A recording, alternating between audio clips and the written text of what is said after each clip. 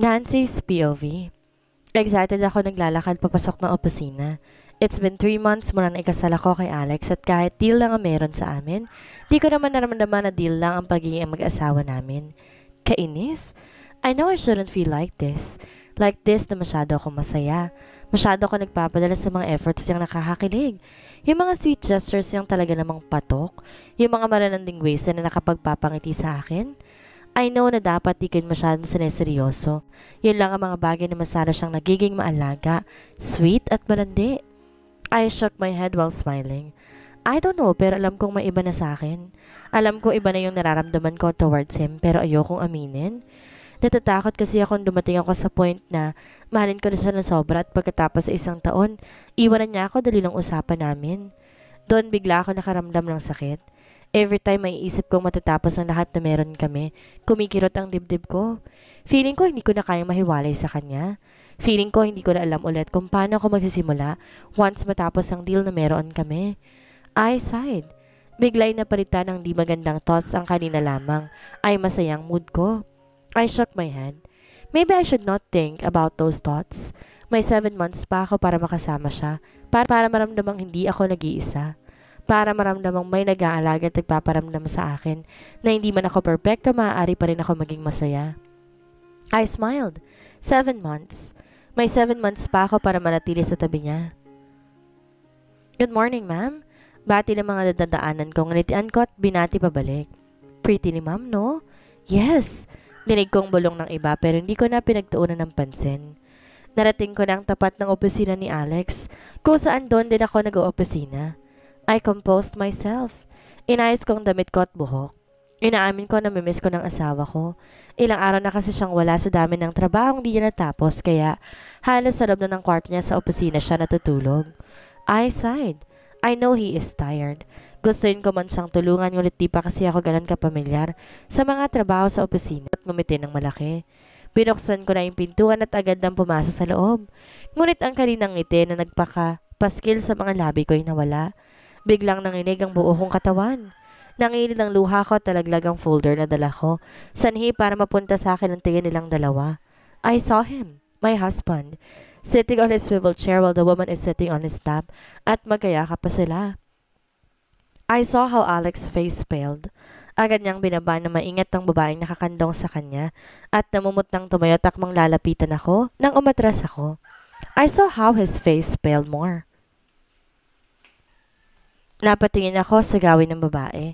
Indeed, she is beautiful, sophisticated at alam kong galing sa alta sosyedad na kinabibilangan din ni Alex. Again, insecurities filled me. Ngiti sa mga labi habang nakatingin sa amin ni Alex nang pabalik-balik. Bigla ay nanliit ako. Siguro iniisip niya, sino lang ba ako? Sweetheart, it's not what you think. Malumanay pero halata sa boses ang takot na wika dibdib ko. Oo, nagsiselos ako. Halo-halong emosyon ang bigla ko naramdaman. Akmang tatalikod ako ngunit hinigit niya yung braso. Mas lalo pa siyang namutla. No! Bitiw. Alam ko wala akong karapatang mag-inarte pero nasasaktan ako. Kahit di naman dapat. I know wala akong karapatang masaktan pero nasasaktan pa rin ako. I won't. I told you hindi kita bibitawan. Madiin ang boses na wika niya. Mas nangilid ang mga luha ko pero kasabay noon ang galit na nararamdaman ko. Pilit kong kinuha yung kamay kong hawak niya, tinitigan siya ng masama. Nakakainis siya. Gago pa full. Malandi. Para no 1 linggo lang napaka-sweet pa niya sa akin. Halos ayaw kong mahiwalay sa kanya tas ngayon aabutan ko siyang ganto? Na may kasamang babae at nakakandong pa sa kanya. Yun ba ang busy? Ganon ka ba ka-busy sa babaeng yun? Then ako ang gagawa ng paraan para bumitiw ka. Mariing wika ako at tumalikod na at iniwan siyang napatulala. Lumakad ako papunta sa pintuan ng opisina niya. Pero bago pa ako tuloy ang lumabas, puno ng galit ko siyang muling nalingon at, "Tangina mo, Montenegro, gago ka?" Gigil kong wika na nakapagpasingap sa babaeng katabi nito at tuluyan na ako lumabas ng opisina. Nagdiretso ako palabas at sumakay ng taxi. Doon tuluyan na ako naiyak. Damn! Ang sakit. Bakit ako nasasaktan? And then reality hits me hard. Mahal ko na siya. Alam kong hindi dapat pero mahal ko na siya.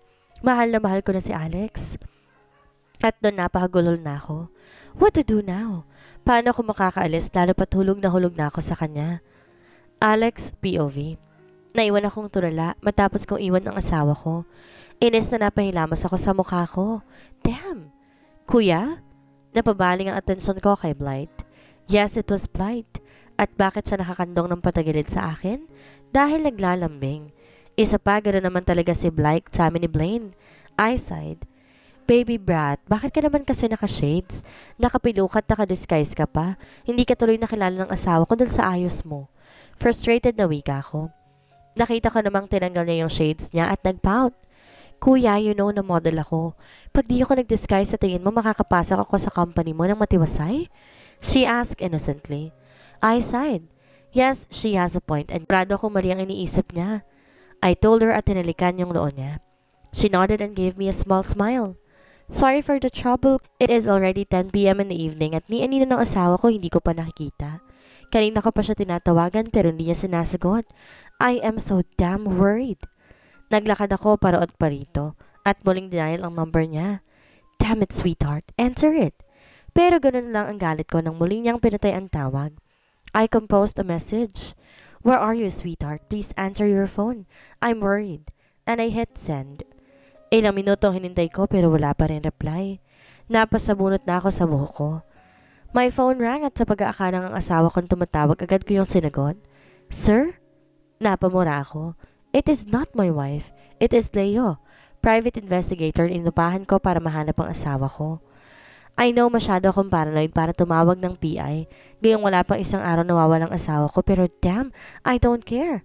Basta gusto ko siyang makita ngayon na. Where is she? Tanong ko. She's at MC's bar, sir. Napakarotnoo ako. It is Blaine's bar. Pero mas nag-alala kung nasa bar siya. Okay, just call my secretary para sa bayad ko. Thank you.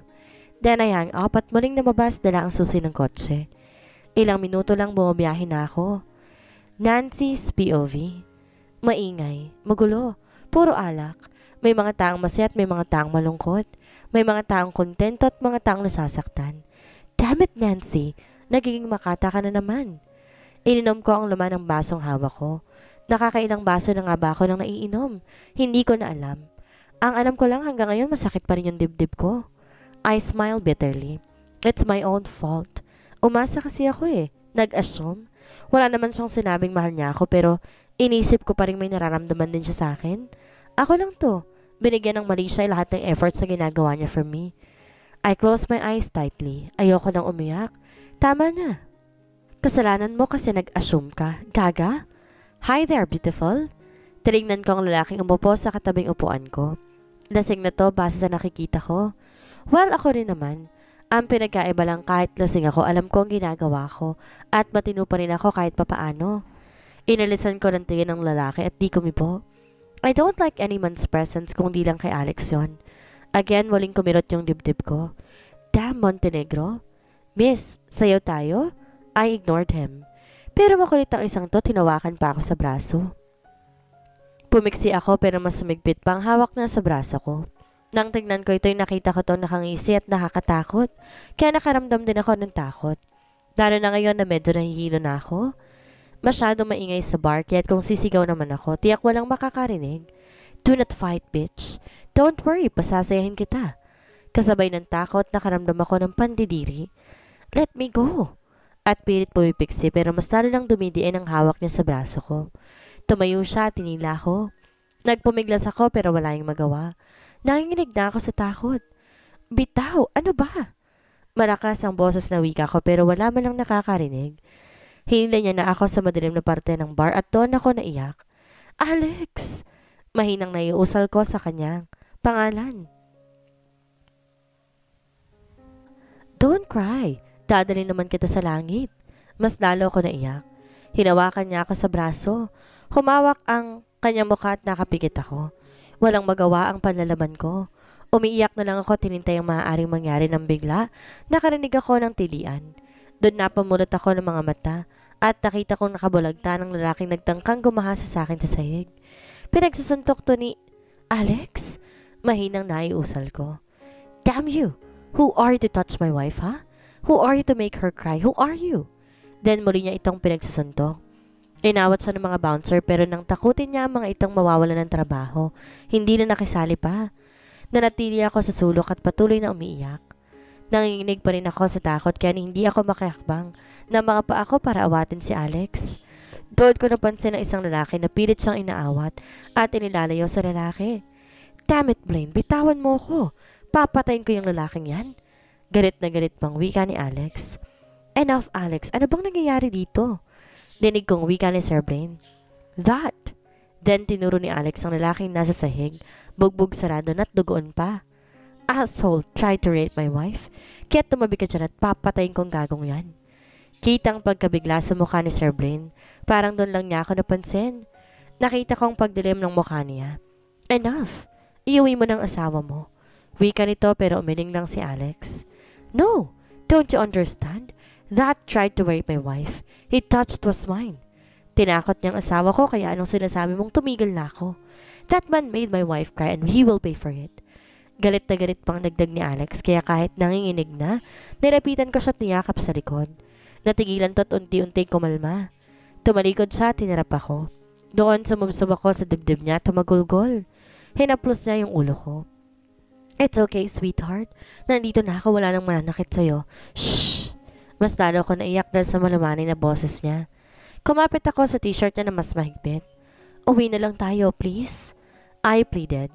Ako nang bahala dito. Take her home. And I promise na malilinti ka ng gagong to. Dinig kong wika ni Sir Blaine. Bigla umangat ako mula sa pagkakatapak sa sahig at tatagpuan ko ang sarili kong buhat ang asawa ko in a bridal style way. Nagsumiksik naman ako sa dibdib niya at mas sinigit ang t-shirt niya na mas mahigpit. I'm sorry, sweetheart. Wika nito at di ko na alam kung sana para sa ng sorry na yon.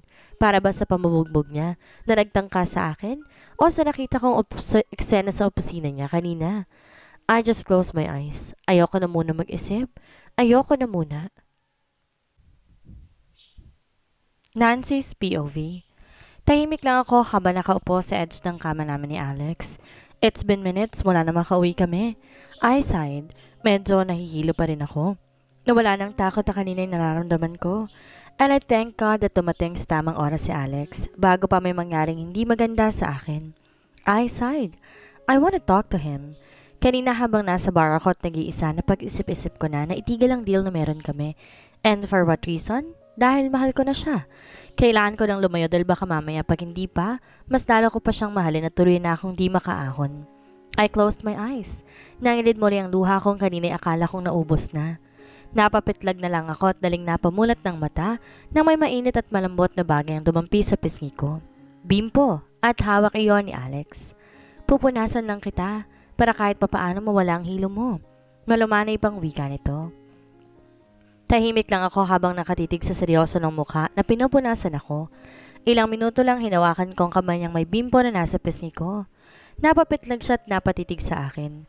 Sinilubong ko ang mga mata niya. His gray eyes that I would not get tired of seeing. I gave him a small smile. Let's stop this, I whispered. He looked at me confused. Binitawan ko na ang kamay niya at ngayon hinawakan ko naman yung pisngi niya habang nakatitig pa rin sa kanya. I am backing out in our deal. Wika ako at nakita kong pagbahan ng pagkagulat sa mga mata niya kasabay ng pagtiim ng bagang niya. Tumayo siya mula sa pagkakaupo sa sahig at napatalikod habang sabunot ang buhok. He looks frustrated. So much frustrated. Bigla nilingon niya. Ako, is it about what happened earlier in my office? Tanong nito. Bigla naalala kong eksenang nakita ko doon at muli, nakaramdam ako ng sakit. Okay, I'll explain. It's not what you... Just let me back off. Ayoko na. Putol ko sa sasabihin niya nang bigla nagmura siya. Nakita kong pagkuyom ng kamao niya sa galit. Ayoko. Hindi ka aalis. Dito ka lang. Sa tabi ko. Madaing wika niya. I smiled bitterly. Wala tayong pinirmahang kontrata bukod sa dokumento sa kasal. Ngayon ayoko na. Gusto ko nang umalis. Ayoko nang tapusin na 1 taon and don't worry about your 30 million. Hindi ko yun kukunin. Aalis ako nang walang kukunin kahit ano. Litanya ko. Pero deep inside masakit na masakit yung dibdib ko. Napapitlag ako ng sipain niyang side table. Nalaglag ang ilang gamit doon. He cursed many times. Do you think I care for that 30 million? Damn it! Wala akong pakialam kahit kunin mo o kahit ng sino mang tao lahat ng pera ko. Pero I won't let you go. Yung perang madaling kitain. Madaling mahanap pero ikaw? Hindi kaya hindi ka aalis. Mataas ang boses na wika nito. May kung anong humaplo sa dibdib ko pero sinawalang bahala ko lamang iyon. Masasaktan lang ako kung patuloy akong aasa. I don't care about some reasons, basta gusto ko nang umalis. Wika ko tumayo sa kama at akmang tatalikod, nangigitin niya ako sa braso. Iniharap niya ako sa kanya at nagtama mga mata naming dalawa. Hindi ka aalis, akin ka lang. Mariing wika nito. Sa kanya lang ako? Pero ako, masasabi ko bang akin din siya? I looked at him straight from the eye. I am not yours, Alex. We may be having a deal and we may be married, pero hindi ibig sabihin ng pag-aari mo na ako. I said to him in a serious type of voice. Tama naman, di ba? In the first place, di naman ako sa kanya at hindi rin siya magiging akin. Mapait ako napangiti dahil sa naisip. Kailan ba ako sasaya? Kailan ko ba mararamdamang mahalin din pabalik? Kailan ba darating yung panahon na may taong mananatili sa tabi ko na hindi lang ilang taon kundi habang buhay? Sa naisip may tumulong luha sa mga mata ko. Nakakaawa ka, Nancy. Wala ka ng pamilya tas nagmahal ka pa ng taong alam mong sa simula pa lang gagamitin ka lang para makakuha ng isang property? Nakakaawa ka. Agad kong pirunasan ang luha ko. Nakita ko ang paglambot at ekspresyon ni Alex na makita kong umiiyak. He sighed. Hindi ka aalis and that's final. Pinal na wika nito. Doon hindi ko na napigilan ang pag-uspong ng galit sa dibdib ko. Matalim ko siyang tiningnan. Aalis ako kung gusto ko. Ayoko na. Anong hindi mo maintindihan doon? Mataas na boses na wika ko. Muling nagdilim ang ekspresyon ng mukha niya. At ano rin ba ang hindi mo maintindihan sa hindi ka aalis? Balik sigaw niya. Nilapitan ko siya at sinuntok sa dibdib. Ayoko na. Tama na. Ayoko na. Muling tumulo ang mga luha ko. Hinuli niya naman yung mga kamay ko at pilit tinataas ang mukha kong napasubsob sa dibdib niya. Pero nasa niya yung mga luhang tumutulo sa magkabilang pisngi ko. Why do you want out of my life, ha? Bakit gusto mo nang umalis ng ganito kabilis? Mababa na ang boses na tanong niya. Napailing naman ako. Kasi mahal na kita kahit di naman dapat. Just let me, I whispered. Nagmura siyang muli.